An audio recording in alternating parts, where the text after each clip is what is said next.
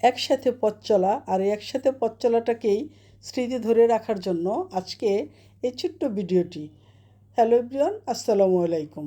আজকের আমার এই ভিডিওটি হচ্ছে ফরিদপুরের লায়ন্স ইন্টারন্যাশনাল ডিস্ট্রিক্ট A1 থেকে সবাই মিলে ফরিদপুরের 50 বছর পূর্তিতে ক্লাবের অনুষ্ঠানে গিয়েছিলাম।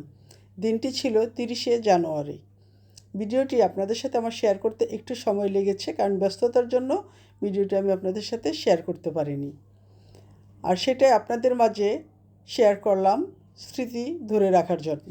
দিনটি ছিল শুক্রবার, আর শুক্রবার থাকার কারণেই অনেকেই বলছিল সকালে যাবে, আবার অনেকেই বলছিল জুমার নামাজ পড়ে যাব।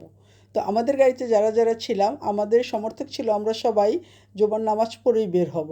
তাই আমরা জুমার নামাজটা শেষ করে সঙ্গে সঙ্গে বের হয়ে পড়েছি, ছেলেরা মসজিদ থেকে আসার সাথে সাথেই। তো বাসায় আমরাও লেডিরা যারা ছিলাম প্রস্তুতি নিয়েছিলাম।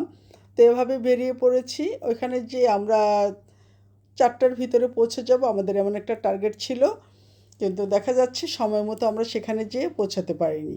আর এটার কারণ হচ্ছে আমরা যখন পদ্মা সেতু পাড়ি দিয়ে টুল প্লাজার ওপারে গিয়েছি, সঙ্গে সঙ্গেই আমাদের গাড়িটা ডিস্টার্ব দিচ্ছিল। আর গাড়িটা যখন ডিস্টার্ব দিচ্ছিল, অনেক সময় আমরা বসেছিলাম, ড্রাইভার সাহেব চেষ্টা করছিল কিন্তু স্টার্ট নিতে পারছিল না। তো কী প্রবলেম হয়েছে এটা দেখার জন্য সবাই এক এক করে গাড়ি থেকে নেমে পড়লাম। আর ড্রাইভার সাহেব এটা দেখে চেক করে উনি চলে গেল ভাঙা গাড়ি ঠিক করার মিস্ত্রি নিয়ে আসার জন্য। তো ওই সুবাদে আমরা সবাই এক এক করে গাড়ি থেকে নেমে পড়লাম। গাড়িতে বসে বসে বোরিং হচ্ছিলাম। তো এখানে ছোট বড় সবাই নেমে দাঁড়িয়েছে, আর সবাই মিলে যে যার মতো ভিডিও করছে, ছবি তুলছে। তো সেই সুবাদে আমিও কিছু ভিডিও করে নিয়েছি, কিছু ছবি তুলে নিয়েছি সবাইকে ক্যামেরায় বন্দি করে রাখার জন্য এবং এই দিনটাকে স্মৃতিচারণ করে রাখার জন্য। তো আমরা যখন এক এক করে সবাই এখানে দাঁড়িয়েছিলাম, আকবর ভাই ছিল, আনিস ভাই ছিল, ডলি আপা ছিল, জিয়াপা ছিল, বক্সি ভাই ছিল, মিজান ভাই ছিল, চুন্নু ভাই ছিল, আরও অনেকে এখানেই ছিল। আমি ছিলাম জলি আফরোজ, আমার হাজব্যান্ড ছিল কাজী জাফর আহমেদ। তো সবাই ওখানে দাঁড়িয়েছিলাম, এভাবে দাঁড়িয়ে দাঁড়িয়ে ছবি তুলছিলাম, সবাই সবার সাথে মত বিনিময় করছিলাম। তো সময়টা বেশ ভালোই কাটছিল। তো ওই সময় আমরা এখানে দেখতে পেলাম আমাদের সামনে দিয়ে 5 district governor engineer Mostafa Kamal ভাই যাচ্ছিলেন। উনি গাড়ি থামিয়ে আমাদের সাথে কিছুক্ষণ কথা বলল, সান্ত্বনা দিল, টেনশন করো না, ঠিক হয়ে যাবে। তো ওনার সাথে কথা বলে সবার বেশ ভালো লাগছিল। এইদিকে মিস্ত্রিও আসছিল না, অপেক্ষা করছিলাম কতক্ষণ লাগবে।